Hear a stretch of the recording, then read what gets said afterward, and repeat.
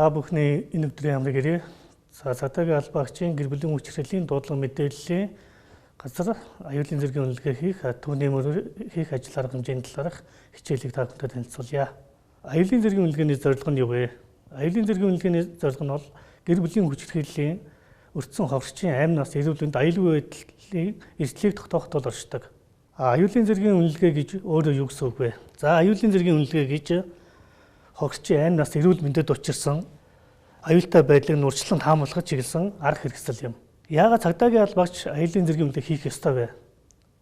Гэр бүлийн хүчирхийлэлтэй тэмцэх тухай хуулийн 25-ийн 4-ийн 1, цагдаагийн албаны тухай хуулийн 46-гийн 1-ийн 1-д гэр бүлийн хүчирхийллийн дуудлага мэдээлэлээр очсон цагдаагийн албаагч хохирч түүний гэр бүлийн гишүүдийн аюулгүй байдлыг шалгах хууль заасан журмын дагуу аюулын зэргийн үнэлгээ хийж, аюулын зэргийн үнэлгээг үндэслэж хохирчийг төр хамгаалах байр, нэг цагийн үйлчлэгээний төв болон эмнэлэг төргөх эсвэл боломжтой бол төрөл садан ойр дотны хүний төр хамгаалалтанд өгөхөөр бол зохицуултыг бол оруулж гисэн байгаа. За, аюулын зэргийн үнэлгээх хэрэгцээ зохицуулалт гэр бүлийн хүчирхийлэлтэй тэмцэх тухай хуулийн 31-р зүйл, цагдаагийн албаны тухай хуулийн 46-р зүйлд цагдаагийн албаагч нь хохирчийн амь нас эрүүл мэнд аюулгүй байдал учирсан эсвэл учирч болох эцэлд аюулын зэргийн үнэлгээ хийхээр бол хуульчилсан. За, аюулын зэргийн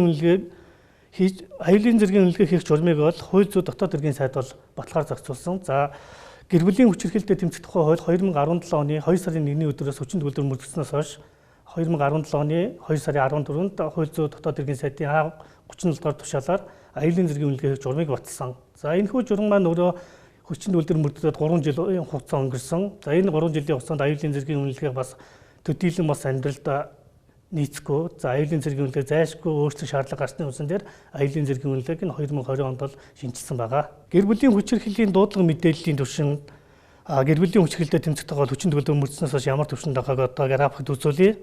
Цагдаагийн байгууллагад 2018 онд хүүхэд гэр бүлийн хүчирхийллийн дуудлага мэдээлэл 47154 ирсэн бол 2019 онд 57749 ирсэн байна. Үүнээс 2018 онд гэр бүлийн хүчирхийлэл мөн гэж тогтоосон 1374 бол 2019 онд 12211 дуудлага мэдээллийг гэр бүлийн хүчирхийллийн дуудлага мэдээлэл гэж тогтоосон байна. За, дээрх дуудлага мэдээллийн дагуу цагдаагийн албаагч аюулын зэргийн үнэлгээ хийсэн тоо мэдээллийг харах юм бол 10,238-д нь аюулын зэргийн үнэлгээ хийсэн байна. Эдгээр аюулын зэргийн үнэлгээнээс 5,347 бага, 3,098 дунд, 706 өндөр түвшинд бол үнэлэгдсэн байна. 10,238 аюулын зэргийн үнэлгээ хийсэн нь өдөрт цагдаагийн албаачны 28-аас 30 гэр бүлийн хүчирхийллийн дуудлага мэдээлэлээр л аюулын зэргийн үнэлгээ хийж байгаа бол тоо баримт байна. За, мөн энэ аюулын зэргийн үнэлгээг үндэслэн хохирчид авсан арга хэмжээг графикаар харуулбал, за, 8801 буюу 86.1% төрөл садан ойр дотны хүний хамгаалтанд хүлээлгээ өгсөн бол 11.5% болох 1178 хүнийг нэг цагийн үйлчлэгээний төвд хүргэж өгсөн байна. Мөн асамж халамжийн байгууллагад 124 буюу 1.2% хүлээлгэж өгсөн бол төр хамгаалах байранд 83 буюу 0.8%-ийг, за, эмнэлэгт бол 31 буюу 0.3%-ийг бол хүргэж өгсөн байна. Гэр бүлийн хүчирхийлэлтэй тэмцэх тухай хууль болон аюулын зэргийн үнэлгээ журмын дагуу цагдаагийн албаач аюулын зэргийн үнэлгээг гэр бүлийн хүчирхийлэл үлдгэсэн орчинд нь, за, эсвэл үлдгэсэн байж болох орчинд, эсвэл хохирчийн байгаа газарт очиж бол хийхээр зохицуулсан байгаа. Аюулын зэргийн үнэлгээг хийхдээ бол хохирчийн амь нас эрүүл мэнд аюулгүй байдалд учирсан учирч болзошгүй эрсдэлд хүчирхийлэл үлдгчийн хувийн байдал болон орчны эрсдлийн хүчин зүйлсийг бол харгалзажийнэ. За, орчин гэдэг нь бол гэр бүлийн хүчирхийлэл үлдгсэн эсвэл үлдгсэн байж болзошгүй газар, нөгөө төгөөр гэр бүл, төр хамгаалах байр, нэг цагийн үйлчлэгээний төв эсвэл хохирчоос мэдүүлэг авч байгаа газрыг бол ойлгоно. Орчны эрсдлийн хүчин зүйлс гэдэгт хохирогч хамаарал бүхий этгээдийн оршин сууж амьдарч буй газар нь төвөөс асгалтмал, мөн дид бүтцэс хөгжөөгөө, нийтийн тээврийн үйлчлэгээ байхгүй, харилцаа холбоо барих бусдаас тусламж хүсэх боломжгүй, төр хамгаалтанд авах төрөл садан ойр дотны хүн байхгүй, хүүхэд хүчирхийлэлд өртсөн, хохирогч мэдүүлэг өгөхөөс татгалзах худал мэдүүлэг өгч болзошгүй, нөхцлөөс гадна хохирчийн аюулгүй байдлыг хамгаалах боломжийг хязгаарлаж байгаа бусад эрсдэл хүчин зүйлийг бол орчны эрсдлийн хүчин зүйл гэж бол үзэхээр бол зохицуулсан байна.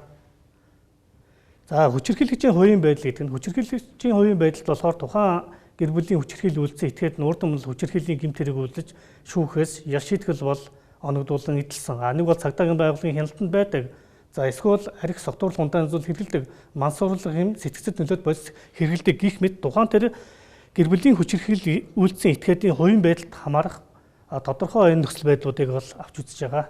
Аюулын зэргийг бол төвшнгөөр нь бол өндөр, дунд, бага төвшин гэж авч үздэг. Аюулын зэргийн өндөр төвшөнд амь насанд нь бодиттой занал хийсэн, хүнд тохирол учруулсан, дарчлаасан, байнгын дарамтанд байлгасан, галцавсаг хэрэглэх, за байнга мансуурах гэдэг нөхцлүүд бол аюулын өндөр төвшөнд бол хамаарч байна. Гэр бүлийн хүчирхийлэл үйлдэгч нь хохирогч хамаарал бүхий этгээдийн амь нас, эрүүл мэндэд хүн тохирол учруулж болзошгүй, бодиттой занал хийсэн, хүчирхийлэл хэвшмэл байнга үйлдэгдсэн, хохирогч нь хүүхэд хөгжлийн бэрхшээлтэй, өндөр настай, жирэмсэн, эсвэл өөр бусад шалтгааны улмаас өөрийгөө хамгаалах чадвар хязгаарлагдсан бол хүчирхийлэл үйлдэгч нь галт зэвсэг хэрэглэж болзошгүй, мансуурлах юм сэтгцэд нөлөөд бодис байнга хэрэгэлдэг нөхцөл байдлыг ойлгохоор бол аюулын зэргийн үнэлгээ хийх журам дээр бол зохицуулт хийж өгсөн байна. Тэгвэл аюулын зэргийн дунд төвшин гэдэг нь гэр бүлийн хүчирхийлэл үйлдэгч нь хохирогч хамаарал бүхий этгээдийг үл хайхрах, гүтгэх, мөрдөн мөшгөх, занал хийлэх, бусадтай харилцахыг хязгаарлах, бутаанд оромжлох, айлган сүрдүүлсэн дарамтлсан, эдийн засгийн хүчирхийлэл нь хэвшмэл байнга үлдээдэггүй, сэтгэл санааны хохирол учруулсан, хохирогч хамаарал бүхий этгээдийн бие махбод эрүүл мэндэд хөнгөн хохирол учруулсан, согтуур хундаа байнга хэрэгэлдэг нөхцөл байдлыг ойлгоно. Аюулын зэргийн бага төвшөнд гэр бүлийн хүчирхийлэл үйлдэгч нь хохирогч хамаарал бүхий этгээдтэй үл ойлголцож маргалцсан, эрх бүхий байгууллага албан тушаалнаас тодорхой үйлдэлийг хязгаарлах арга хэмжээ авсны дараа хохирчийн зөвшөөрлөг уулзах, харилцаа тогтоохыг оролдсон, сэтгэл санааны дарамт шаналл учруулсан, эдийн засгийн хараат байдал оруулсан үйлдэл нь хэвшмэл байнга үлдээдэггүй, хохирогч хамаарал бүхий этгээдийн бие махбод эрүүл мэндэд хохирол учруулаагүй нөхцөл байдлыг бол ойлгоно. Аюулын зэргийн үнэлгээ маань аюулын зэргийн үнэлгээ хийсэн тэмдэглэлээс бүрдэнэ. За хуучин бол аюулын зэргийн үнэлгээ маань 20 асуулт. За энэ 20 асуултанд задраа 153 асуултаас бол бүрдэж исэн. Тэгвэл шинэ аюулын зэргийн үнэлгээ маань 1-ээс 11 асуултаар бол бүрдэж байгаа. За ингэснээр бол цагдаагийн албаагч гэр бүлийн хүчирхийллийн дуудлага мэдээлэлээр очиод аюулын зэргийн үнэлгээг богино хугацаанд хийх, за хохирчийн аюул байдлыг хангах, хамгаалтанд авах бол нөхцөл боломжийг тодорхой хэмжээгээр бүрдүүлж өгсөн гэж харж байгаа. Тухайлх юм бол энэ аюулын зэргийн үнэлгээ хийсэн тэмдэглэл дээр зарчмын хэд хэдэн шинжтэй зохицуултууд орсон. За аюулын зэргийн үнэлгээ хийсэн маягт гэж байсан. Үүнийг бол тэмдэглэл болсон. Учир нь зөрчил шалган шийдвэрлэх тухай хууль болон эрүүгийн эрх хянан шийдвэрлэх тухай хуулиар бүхий албан тушаалтны тэмдэглэл бол нотлох өрөөний хэмжээнд үнэлэгдэхээр зохицуулагдсан байна. Тийм болохоор аюулын зэргийн үнэлгээний маягт гэснийг аюулын зэргийн үнэлгээ хийсэн тэмдэглэл болгон өөрчилсөн. За мөн холбогдогчийн талаарх мэдээллийг оруулж ирсэн. За гэр бүлийн талаарх мэдээллийг бол аюулын зэргийн үнэлгээний тэмдэглэл дээр оруулж өгсөн байгаа. Мөн зарчмын шинжтэй орсон нэг өөрчлөлт бол аюулын зэргийн үнэлгээний 1, 2, 3 дахь асуултны аль нэгэнд нь тийм гэж хариулсан тохиолдолд аюулын зэргийн үнэлгээ шууд өндөр түвшинд гарахаар байгаа. Өөрөөр хэлэх юм бол хүүхэд бэлгийн хүчирхийлэлд өртсөн. Эсвэл хохирогч хүчирхийлэлд өртсөний улмаас амь нас нь хохирсон, эрүүл мэндэд нь хүн тохирол учирсан, эмнэлгийн байгууллагад хэвтэн эмчилүүлж байгаа, хүчирхийлүүлэгтэй галт зэвсэг, хутга зэвсгийн чанартай босод зүйл хэрэгэлсэн, хэрэглэхээр занал хийлдэг эсвэл хохирогч хамаарал бүхий этгээд гэр бүлийн хүчирхийллийн улмаас амиа югдгөх сэтэл төрсөн, эсвэл орлого хийж байсан. Энэ гурван асуултын аль нэгэнд нь тийм гэж хариулсан тохиолдолд аюулын зэргийн үнэлгээ өндөр тогтоогдох бөгөөд дараагийн бусад асуултыг бол хохирчоос асуухгүй. За асуулт 4-өөс 11 хүртэл асуулт нь бол аюулын зэргийн үнэлгээний бага, дунд, өндөр түвшний тийм үгүй гэж хариултан дээр л онооны системд бол нөлөөлөө явж байгаамаа. Цагдаагийн албаас аюулын зэргийн үнэлгээний тэмдэглэлийг үлдэхдээ эдгээр 11 асуултын аль нэгэнд нь тийм гэх юм бол 1 оноо, үгүй гэх юм бол 0 оноо тавьж энэ аюулын зэргийн үнэлгээний түвшин гаргана.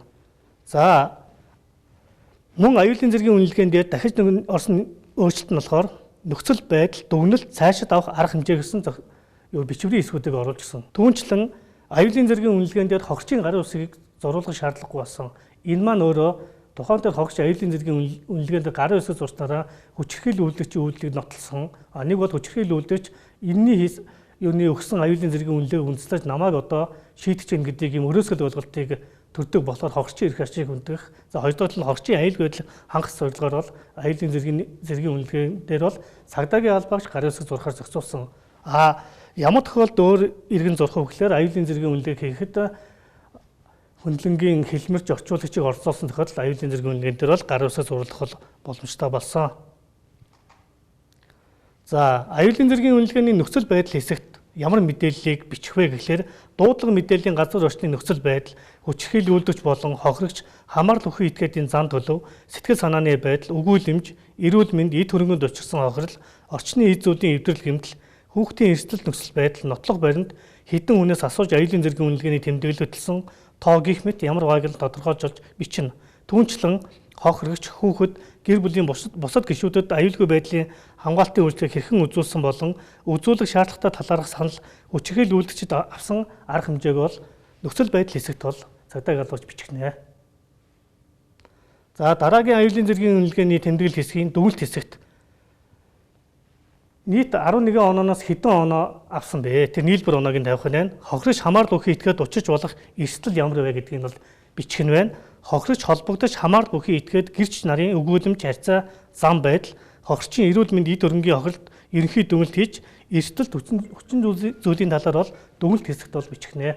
За, тэмдэглэлийн цаашид авах арга хэмжээ хэсэгт нь хохирогч, хамаарал бүхий этгээдийн аймнаас эрүүл мэндийг хамгаалах талаар анхаарах асуудал, нэн тэргуунд үзүүлэх үйлчлэгийг санал болгож бол цагдаагийн албаагч бичнэ. За, түрүүн бид дурдсан аюулын зэргийн үнэлгээний тэмдэглэлийн үйлдэгтээ онооны системээр дүгнэнэ гэж.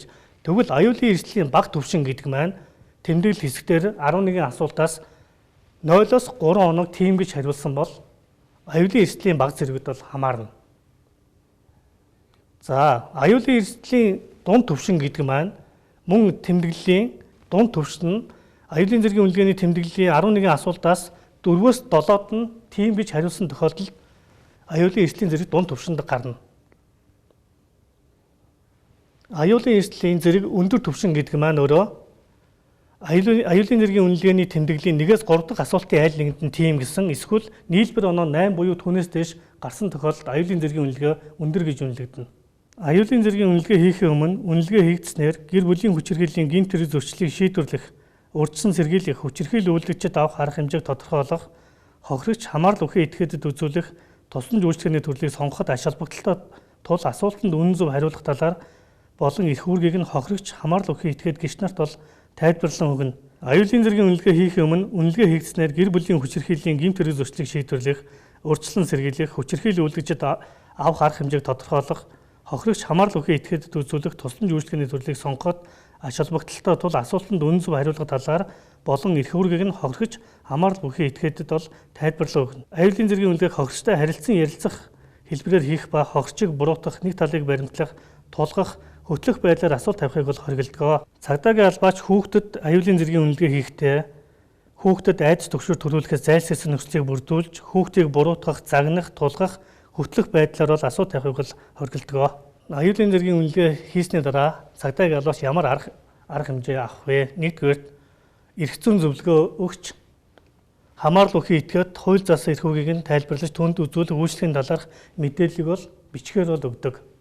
Өөрөөр хэлбэл бичгээр өгнө гэдэг маань цагдаагийн албаагчийн тусламжийн хуцыг хэлж байгаамаа. Мөн аюулын зэргийн үнэлгээний хийсний дараа хохирчийг нэг цэгийн үйлчлэгээний төв төр хамгаалах байранд хүргэх хэсэг эсвэл төрөл садан ойр дотны хүний төр хамгаалтанд өгөх асуудлыг бол цагдаагийн албаач тухайн газар дээр бол шийдвэрлэнэ. Аюулын эрсдлийн зэрэг өндөр эсвэл хүүхэд хүчирхийлэлд өртсөн бол хамтарсан баг болон сум баг хорооны нийгмийн ажилтнанд бол цагдаагийн албаагч даруй мэддэх үүргийг хүлээдэг. Хүүхдэд хийсэн аюулын зэргийн үнэлгээ өндөр дунд түвшинд гарсан эсвэл хүчирхийллийн хүүхдийн аймнаас эрүүл мэндэд аюултай аргаар үйлдэж болзошгүй. Хүүхдийг айдас сэтгэл санааны дарамтанд оруулж болзошгүй. Хүчирхийлэл үйлдэгч согтуурлах хундаа мансуурлах юм сэтгцэд нөлөөт бодис сэргэлдэг. Хүүхдийн эмзэг байдлыг далиндуулан өөрт ашигтай шийдвэр гаргуулах, ашиг олоход ашиглаж болзошгүй. Хүүхдээ барьцааж болзошгүй тохиолдолд хүүхдийг эцгийг асран хамгаалж харгалзан дэмжигчийн саналыг үл харгалзан цагдаагийн албаагч бол аюулгүй байдлын хамгаалтанд бол авна. Гэр бүлийн хүчирхийллийн хэрэг зөрчилтийг тэмцэх цагдаагийн албан хаагчийн хүлээх үүрэг. Хуульд заасан эрх үүргийн тайлбарлаж мэдээллийг бичгээр өгөх. Аюулын зэрэг өндөр болон хүүхэд хохирсон бол сум баг хорооны нийгмийн ажилтнанд мэдэгдэх. Гэр бүлийн гишүүдийн аюулгүй байдлыг шалгах, аюулын зэргийн үнэлгээ хийх, төр хамгаалах байранд хүргэх, төрөл садан ойр дотны хүнийх нь хамгаалалтанд өгөх. Шаардлагатай бол хүчирхийлэл үйлдэгчийг баривчлах. Хохирогчид Орон байрнаасаа хувцас, бичиг баримт, эмчилгээний хэрэгсэл, нэн шаардлагатай хэрэглээний эд зүйлсээ авахт нь туслалцаа үзүүлэх, хүчирхийлэл үйлдэгчээс шаардан гаргуулах. Аюулын эрсдлийн мэдээлэл цуглуулах нь ямар ач холбогдолтой вэ? Нэгдүгээрт хогсчид үзүүлэх арга хэмжээний төрлийг сонгоход туслана. Хоёрдугаарт одоо байгаа эрсдэл болоод ирээдүйд гарч болох эрсдлийг бол тодорхойлно. Гуравт нь байн давтагддаг, даймжирсан үүдэл байгаа талаар мэдээллийг бол өгнө. За цагдаагийн албаагч бол аюулын зэргийн үнэлгээ, нөхцөл байдлын үнэлгээний бол ялгааг зайлшгүй мэдчих шаардлагатай. Аюулын зэргийн үнэлгээ, нөхцөл байдлын үнэлгээ маань юугаар ялгарч байгаа? Нэгдүгээрт бол хийж байгаа албан тушаалтнаараа аюулын зэргийн үнэлгээг бол цагдаагийн албаагчийн, нөхцөл байдлын үнэлгээг бол нийгмийн ажилтан бол хийдэг. Мөн хаана хийж байгаагаараа ялгаатай, хийж буй хугацаагаараа ялгаатай. За үнэлгээнээс шалтгаалan хогсчид ямар тусламж үйлчлэгээ үзүүлэх вэ? Аюулгүй байдлын хамгаалтанд авах уу? Нэг бол хогсчид нөхцөл байдлыг үнэлээд бусад нөгөө нэг гэр бүлийн хүчирхийлэлд тэмцэх байгаа хуулийн заасан тусламж үйлчлэгээ холбон зурцлах үйл ажиллагааг явуулахыг шийдвэрлэдэг байгаа. Цагдаагийн албаагч нь аюулын зэргийн үнэлгээ хийхдээ орчин хохирогч хүчирхийлэл үйлдэгчийн нөхцөл байдлыг боломжит бүх хэлбэрээр дуу дүрсний бичлэг, гэрэл зураг гэх мэтээр баримтжуулна. Мөн цагдаагийн албаагч нь аюулын зэргийн үнэлгээ хийсэн тохиолдол бүрт холбогдох мэдээллийг цагдаагийн байгууллагын мэдээллийн нэгдсэн санд бол оруулах үүргийг бол хүлээж байгаа. Аюулын зэргийн үнэлгээг цагдаагийн албаагчаас өөр хүн хийхийг бол хориглодог. Цагдаагийн албаагч нь аюулын зэргийн үнэлгээ хийсний дараа аюулын зэргийн үнэлгээг хогчид нэг бүрчлэн уншиж танилцуулан өөрөө бол энэ аюулын зэргийн үнэлгээ гарын үсгээр зурна. Цагдаагийн албаагч гарын үсгээр зурж байгаа хэдийн хогчид аюулын зэргийн үнэлгээг танилцуулсан. Хоёрт гэвэл аюулын зэргийн үнэлгээг өөрөө бичлэн хийсэн гэдгийг бол баталж байгаа илэрхийлэл юм а. За хүүхдэд аюулын зэргийн үнэлгээг хийхдээ эцэг их асран хамгаалагч харгалзан дэмжиж эсвэл сургууль хүмүүжүүлэгч хүүхдийн эрхийн ажилтан, нийгмийн ажилтан, сэтгэл зүйчийг бол байцааж болно. Хэрв эцэг их асран хамгаалагч харгалзан дэмжигч нь хохирогч хүүхдийн эрх хууль ёсны ашиг сонирхлыг зөрчиж болзошгүй бол оролцуулахгүй байж болно. Энэ тохиолдолд аюулын зэргийн үнэлгээний тэмдэглэлд бол тусгана. Гэр бүлийн хүчирхийллийн дуудлага мэдээлэл дээр цагдаагийн албаагч хамгийн түрүүнд очдог бөгөөд хийх хамгийн ихний ажил нь бол аюулын зэргийн үнэлгээ байдаг. Аюулын зэргийн үнэлгээг цагдаагийн албаагч ихтэй хүчирхийлэл үйлдэгчийн үйлдэлийг талсан зогсоогоод хогсчийг хүчирхийлэл үйлдэгчээс тусгаарсны дараа бол хийх шаардлагатай байдаг. Ийм цагдаагийн албаагч бол аюулын зэргийн үнэлгээний тэмдэглэл болон журмыг бол сайтар судлаж энэ талаар бол тодорхой мэдлэгтэй байж хогсчид учрах аюулын эрсдлийг бол тогтооно. За түүний дагуу аюулгүй байдлыг хамгаалах арга хэмжээг авах чадвартай болно. Анхаарал хандуулсан та бүхэнд баярлалаа.